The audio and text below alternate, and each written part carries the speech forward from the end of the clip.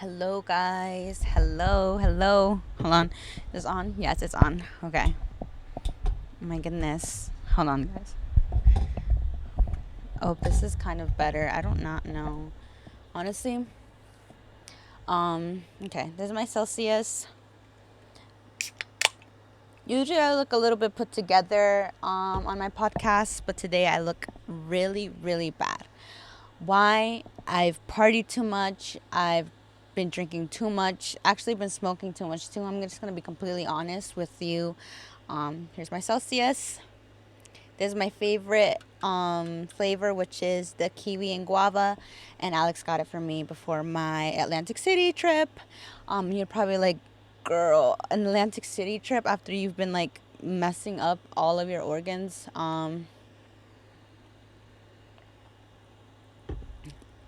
This is actually, I'm sorry, this is actually a family trip. So I'm actually not going to be drinking. Or maybe I am. I don't know. My parents let me get away with a lot. And not like that, but honestly, I feel like my parents know that I'm like really fun and crazy. And they also know that I'm very responsible. And honestly, oh my God. Honestly, they're really wrong. Like, I'm actually very irresponsible when I drink. But the people around me are so caring and loving and responsible that I'm always just taken care of. I love my friends. I can drink all the time, and I come home with all my stuff fully, like, well fed, hydrated, and ready to go for the next day. Look at me. I look amazing. um, but yeah, I've been waiting to get picked up by my dad since like forever now. It's been a couple hours. So I thought, honestly, like the only way to get things going for me is if I get busy doing something else, and then that's when like things start happening. I don't know if that makes sense. But yeah, as my other podcast, I don't have anything really prepared. Um I look really messed up. I'm really sorry. But I guess I could just like talk to just talk. I've been having a lot of fun watching the games. Like I said before, I've never actually watched any games before. I remember watching them when I was a kid because I remember watching, um, yeah, I just remember watching like the World Cup when I was a kid. But since then, really haven't much, and I'm really glad I haven't because from what I've like heard through the grapevine, it's just been really bad since then. So and you know, like I've been watching a lot of like clips on TikTok where people are like, now that I'm watching the World Cup, like actually now that I'm actually watching it, Mexico's actually been winning. So what does that say? And honestly, that's where my mindset's kind of at, where I'm like, now that I'm watching it, we're actually winning. So is it me? Obviously, it's not me. We just have really good players this time around. But anyway, I'm thinking what to talk about. I saw something today about sewer side and kind of like changing your perspective. Also, a little bit about like breakups and heartbreak. And I think I want to touch a little bit on that because the last video that I had was about BPD, and kind of want to touch base on that, kind of share a little bit. The way I was diagnosed with BPD is my last breakup. I actually lost all my sanity. Like I lost it all. I Let me try to remember like the timeline. Um yeah, it was really really bad. I would not leave that person alone. I kept saying a lot of things. Um Other like hurtful or harmful behaviors, obviously. Um which obviously is very different from like regular heartbreak, because people with BPD hurt and have like very crazy different ways of like coping, like which is not really coping, it's just very hurtful ways of I guess coping. But yeah, heartbreak is really, it feels really hard. Like, basically the whole point of the video that I watched was like, how like feeling in the moment, it feels like you never will get over it, but like, a lot of people won't really bring up old heartbreaks because it just doesn't feel obviously as painful or like with the same intensity as it did before. And I don't know, it like helps other people to know that it does get better, and that it does take a lot of time to heal from. I would say, yeah, it definitely did not feel like I would ever get over it. I'm sorry, it's because of the Celsius. I'm like burping a lot. But yeah, just to kind of share a little bit, I had to take a lot of time off of work. I couldn't eat. I slept all day, all night. Um, I would go out and still feel like no joy or enjoyment in anything. And that was my reality, I would say, for a couple months, maybe like 4 months. And that's like a very short time period that like, but I would say it took me probably like 6 to 7 months to actually feel like, oh, I'm cool. I'm cool now, you know? But for 4 months, like, that was like, I was like this. Like, I would go to work, I would come home, and I would lay in bed and I would just zone out. I wouldn't talk to anyone. I couldn't find enjoyment in anything. And it felt awful. Where I'm at now, I don't know where I'm going with this, but I don't know. It's just like, it's really hard to think at the, in that moment that you will feel better, or that you'll get over it, or that, especially if you like are experiencing limerence, or are thinking about like the good times, the good memories. I did that a lot, where I was just like, the relationship was so good, like why did it end? And for the longest, I couldn't wrap my head around it. And also like, I thought like who I was with was like the best partner I'll ever have in my entire life. Like, I'll never find someone like that again. But months and months after, at least now, I can see things with more clarity. And I'm not saying that they were a horrible partner. I'm just saying they were not a perfect partner. They lacked in a lot of ways, or they, you know, weren't, they weren't what am I saying? They were not what I needed, I guess. But in that time, of course, you think about love and companionship, and of course your connection with them. That it's hard to imagine who you would want to do it with, who you want to be with other than them. But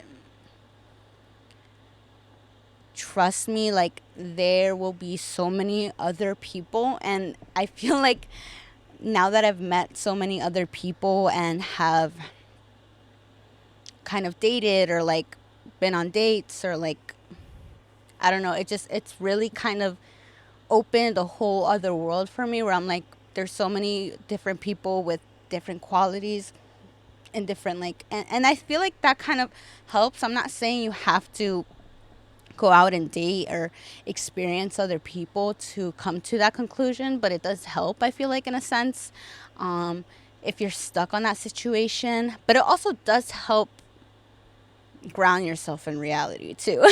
I feel like sometimes I feel so like lonely, and like I crave love, like romantic love, and then sometimes I experience something hurtful or harmful, and I'm like, that's probably why I should stay alone. You know what I mean? So it works both ways, you know? Mm. Back to the sewer on the side. Um, I saw like a video of a guy kind of explaining it in a way where like, I need to have my phone with me. Oh, yeah. Explaining it in a way where it's like, I am so authentic to myself, and will post a lot, will talk a lot, will do a lot to feel like myself, to give myself the opportunity to live and experience and to just be myself and be a person. It's like the opposite of committing, you know? And I remember like all of my like high school experience. I posted so much online. I talked so much. I would edit videos. I would post videos the same way I like post podcasts now and like edit them and post gameplays. Like I did that a lot. I would make a lot of content. I would put it online. Um, and a lot of people would judge me for it. I talked a lot and I also overshared a lot, which I kind of tend to do still now, but like I kind of learned to like keep things to myself as well. Like I've learned to balance myself out a little bit, but part of it was maybe oversharing. Part of it was probably mania. I don't know. But I feel like when you get to a point in life where you don't enjoy anything, you don't find really reason to life, or you're finding it hard to, um, I really would recommend doing the opposite and just doing and just being. And I feel like I do also connect that with my last heartbreak. I definitely got to a point where I was just like, I can't understand or fathom what else there is to enjoy. That like I've already lost, like I've already had such a big loss, because I could have sworn like the loss of love was so big that I was like, I won't be able to find it. And honestly, as time goes on and months have like gone on, I can't say like I'll find love again. It's actually become more apparent that I will not find love. But I'm more okay with that because I've experienced so much more to life than love.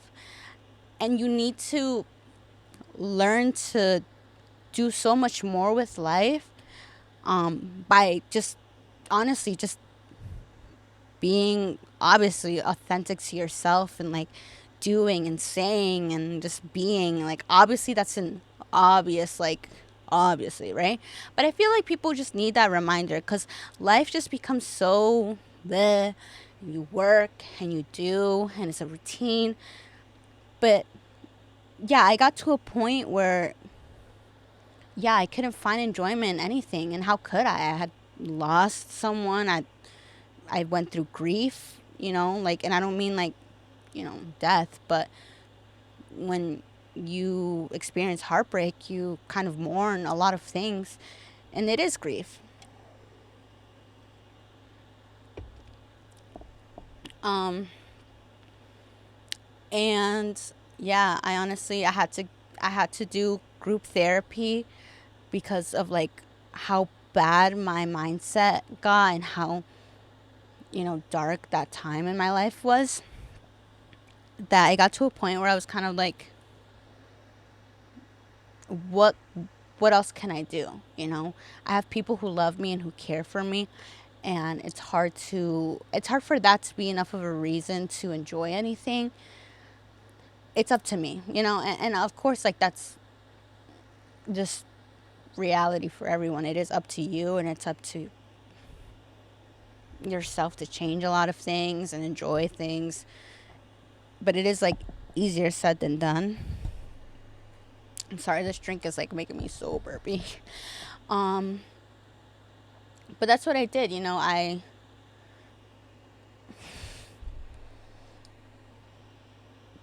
my god, I did I tried new things. I literally bought my PC to start making videos again. I thought that that would make me feel better, and it really did.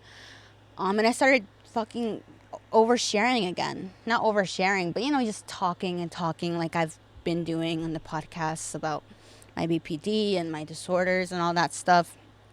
And I share within reason. Um, but yeah, like, I don't care if it's embarrassing. I don't care honestly what I don't care what the what do you call them, the consequences are. Like, at this point, it's too late. Um, I feel like it's important to realize that when you feel that, like, when you feel that stuck and you feel that, like, honestly, it's just an awful feeling. And I wish that I could describe it, but I'm so far away from that feeling, thankfully, that it's hard to describe. And it's actually really hard to even remember what it feels like. But also remember, I'm medicated and it's been a really long time since the last time I felt that way. Um, it is a very awful feeling. I do remember. But, like, I promise. And also, like, it's just the truth. Like, you have to, like, do a lot of uncomfortable things. But it's so uncomfortable that it feels awesome and amazing.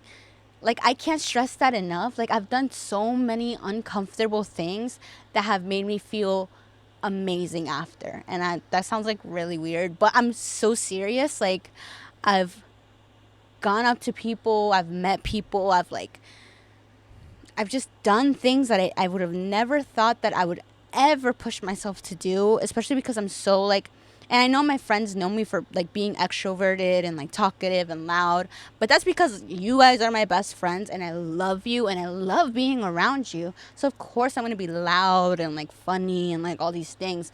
But when I'm with strangers, I'm like, I freeze up, I tense up, but not, like, like, when I really need to, when I feel like I'm stuck, like, I will go up to a person and be like, where are you from? What do you do? What do you like? And it makes me feel amazing afterwards.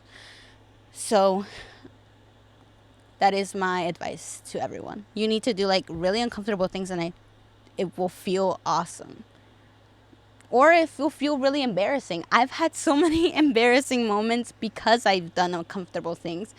But it's one of those things you're, like, embarrassed about, and you're just kind of like, you laugh about it and you have, like, a funny story to tell, and that's awesome and great and amazing too. I don't know, I just feel like if you really really hate life, sorry, if you really really hate life, you hate your life specifically, why the fuck not? Why not just do anything at all? And that's where that's how I'm telling you guys, that's how dark my life got a couple months back, where I was, like, so just devastated. I gave up. I didn't care what happened with me, what happened with my life, what happened with my future. I did not care. That I got to a point where I was just like, you know what? I don't care. I don't care. I'm going to say stupid things. I'm going to do stupid things. And I'm right now, as of today, I've had, like, conversations with my best friend about so many things. Like, we're just laughing about, like, the stupid things that I got myself into with, like, people and my experiences with people and what I feel and the anxiety and the sadness and the all these things. And, like, I stress over them. I'm like, why did I say that? What did I do that? Why am I here? But then also I'm just like, this will all just be a summer. This will all just be like, oh, remember summer 2026? I was crazy. Why did I do that? Why did I say that? Oh, that's crazy. Haha. And there's so many things in my past that I've kind of regretted and I've kind of felt a little bit of shame for doing, or, like, whatever, but you live on. And that's, like, the most important thing. I'm like, I feel like I'm in a Hope Core video, but it's like, you are here to live. Point blank period. And I know this all sounds very cheesy if you're not having those, like, if you're not having that, like, very horrible crisis in your life. But if you're having a very bad crisis in your life, this will sound like symphony. Like, this will be like music to your ears. And this is something I needed to hear. And thankfully I had a therapist who, like, said all of this, but in, like, very, like, technical terms, I guess. That really helped a lot. Yeah. But if you don't have a professional licensed therapist, I'm here to give you some hope core, you know. But yeah, I guess that's all I have. I just saw those videos and I was just like, I don't know. I like had like a bit of a crisis today where I was just like, what am I doing? What am I doing? But also like, what am I doing? You know, it's like, I don't know. I'm really happy, at least today. Hopefully I'll be happy tomorrow. And that's kind of how you have to like let things be, you know. So I hope this helped. I hope I can upload this video today. Bye.